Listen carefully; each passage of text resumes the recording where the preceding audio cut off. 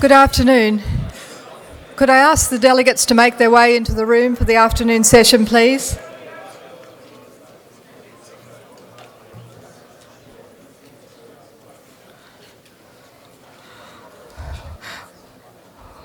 We've already discussed how important sponsorship is to the success of AML National Conference, and on this occasion we would like to acknowledge the sponsors of the Doctors in Training Leadership Development Dinner event, and we thank them for their presence at the conference and their support for this event.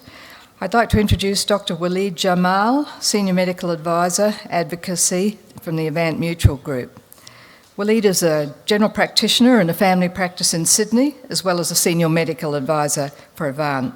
He's interested in all medico-legal and ethical matters at the interface of medicine and law, particularly around the use of technology and professionalism, quality and safety. He's recently, a couple of years ago, he completed a Masters of Health Law at the University of Sydney. Waleed, welcome to the conference, and we look forward to your presentation.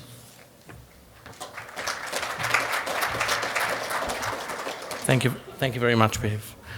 So on behalf of Avant, I want to thank you for the opportunity to be here today and the opportunity to launch our telehealth issues and discussion paper. Firstly, I would like to acknowledge the traditional owners and custodians of the land and pay my respects to elders past and present.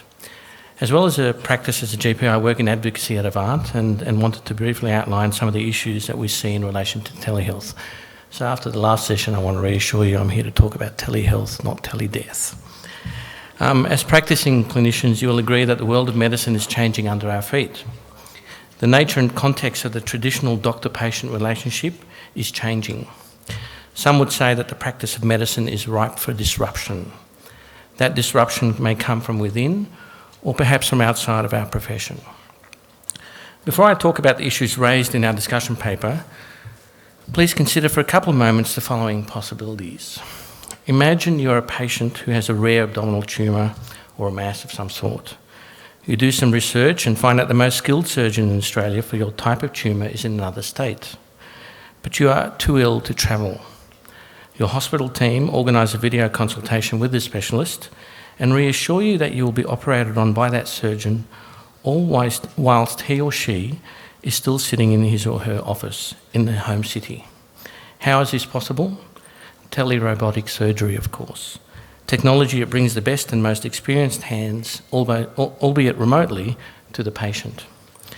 Imagine your parents are elderly and wish to be cared for at home. You can relax because they will be monitored not by a 24-hour nursing staff, but by technology. Their fridge monitors the quantity and type of food that is removed from it and is programmed to alert you and your parents' care team when they are not eating enough. Wearable technology, such as the watch your parents wear, or even the clothes they wear, monitors their pulse, blood pressure, and temperature and other chemicals, and alerts the nurse at the GP clinic if something is amiss. Imagine you're a patient and walk into a supermarket to do some shopping. At the same time, you decide to walk into a little booth, similar but more private than the ones you have passport photos taken in. Place your credit card into the slot, and up comes a nurse or a doctor at the other end of the screen who starts by saying, "What can I do for you today?" Imagine you're a GP, and while sitting at home, you receive a call from a mother concerned about her child with a temperature and a sore throat. Using a proprietary device, she records the pulse, temperature, she records the breath and heart sounds, and transmits this data as well as images of the throat to your computer. You send an appropriate prescription to the chemist electronically without ever leaving your home. And finally, imagine that you're a GP after checking your patient's results. You decide to double his antihypertensive medications, track the response remotely, and engage in secure and encrypted messages with him via a secure patient portal. The system allows you to track if the patient doesn't open the messages you send him. You end up treating this patient at a time and place that is convenient to him. He only comes in to see you when you deem it necessary. Now, you may think that some of these scenarios seem fanciful, or perhaps that I'm dreaming, but these scenarios have a couple of things in common. Firstly, They are all forms of telehealth. Although different terms are used to describe this technology, terms such as telehealth, telemedicine, e-medicine, all involve treating or monitoring the patient remotely. Secondly, they are all based in current reality or are not too far off in the future. Although some of these technologies are not available in Australia, they are coming soon. I witnessed the last two scenarios in action in the United States only a fortnight ago. Thirdly, they will change the conventional thinking. They are innovative, yet some would say in a somewhat disruptive fashion. In a book called The Digital Doctor, Robert Watchter highlights that the practice of medicine currently represents a typical incumbent which is all too happy in its place in the world, and yet with a new entrant entering the marketplace, it can become a victim of economic Darwinism. If you think that technology can't change the way you work, just think about those old radiology films, the good old-fashioned radiology ward rounds, and have a look at what has happened to the practice of radiology today. Back in the real world at Avant, we haven't yet seen some of these scenarios, but what we have seen are examples that function well outside of the traditional doctor-patient relationship. Examples like those mentioned already highlighted in the medical press, such as those that allow you to conduct consultations online and obtain a sick note without ever seeing or talking to the patient. Or remote doctor-patient consultations conducted either by video or by email. Remote nurse-patient consultations conducted with or without the supervision of a doctor. Web and internet-based services designed to provide prescriptions to patients who request these prescriptions online. Electronic delivery of test results and other health information via SMS or email. And finally, video consultations with doctors in retail environments or those run by large corporations and other commercial entities.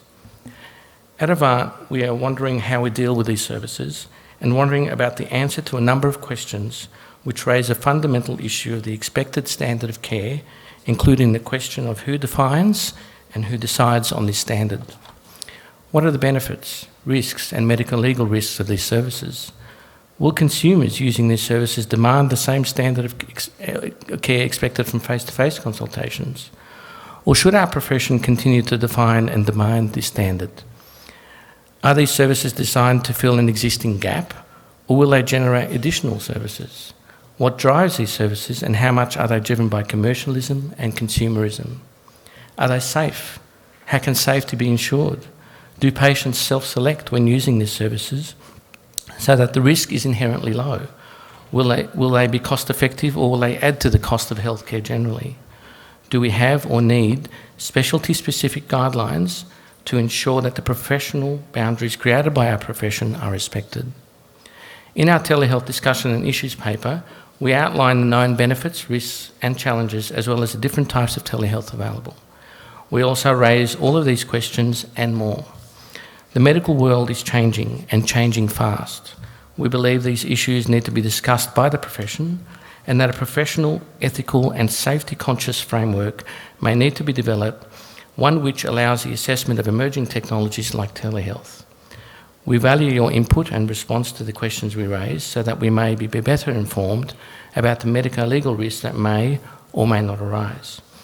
Please have a look at our discussion paper, which you can find on the Avant website.